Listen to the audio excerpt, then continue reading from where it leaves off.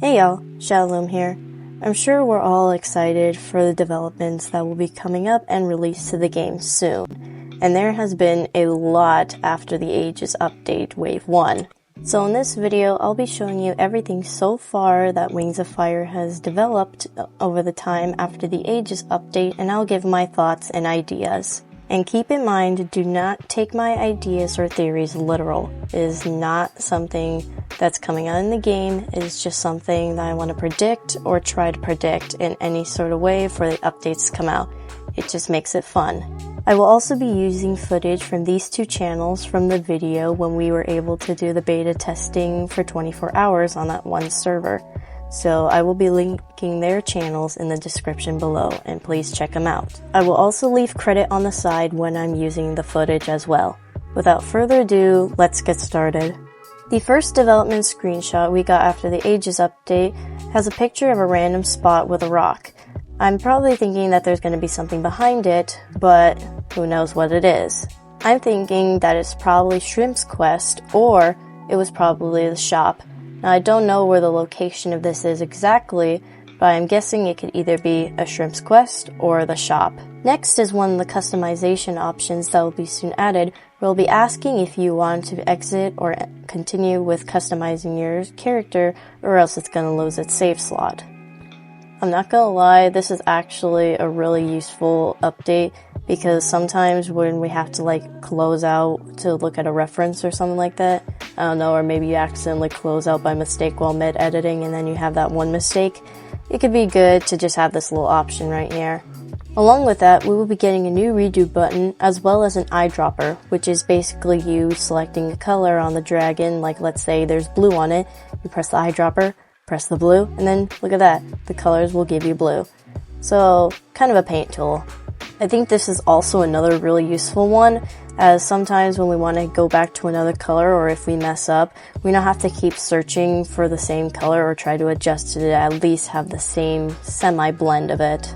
We can also add shadings to our wings, as now we have more options to customize when it comes to wings, so it doesn't have to be one color, you can select other colors. As well as body parts too, so you can have more shading for all you shader lovers that really love to shade Nightwing's rainbow. Here's an example of the image from one of the videos. I'm not going to play it because I don't want to play too much of what they've dropped, and I want you guys to go to the server and check it out if you're not part of the Discord server, which you can find on the bottom of the Wings of Fire beta game in Roblox. Since we're at this point of the updating development chapter, I want to show off some of the stuff that we saw during the 24-hour beta test, which for those who weren't there, WOF Beta let us test their game in a 24-hour server that's separated from the Wings of Fire beta server right now, and let us check out the stuff and test the swimming and the flying, and other stuff too that I don't remember. But what we did see was a lot of new stuff that they are planning. If you guys haven't seen it, go check out my video. But to start off with one of them, we will be getting, of course, the Sea-Wing remodels. The Sea-Wing remodels will be marking the 5th anniversary of the Wings of Fire beta game, and they will look mostly like this. Seems familiar, I know. They'll have an extra toe, a lot more detail, more bioluminescent scales, and a longer tail as well. And of course, we'll be getting new slots. In total, we have 50 in the game, unless you guys have the 4 and 5 slots still locked. The new total amount of slots will be adding up to 30 more slots for you guys. We're making 80 slots, 3 for each tribe. This means you guys can customize 3 different OCs in all of the tribes. So I'm excited for that, and to add more OCs to my collection. This one is something that I was really hyped for, and I'm not gonna lie, I kind of predicted it somehow. We will be getting a new shop for accessories all the way down by the beach. This means we don't need to complete quests in order to get them, we can just buy them.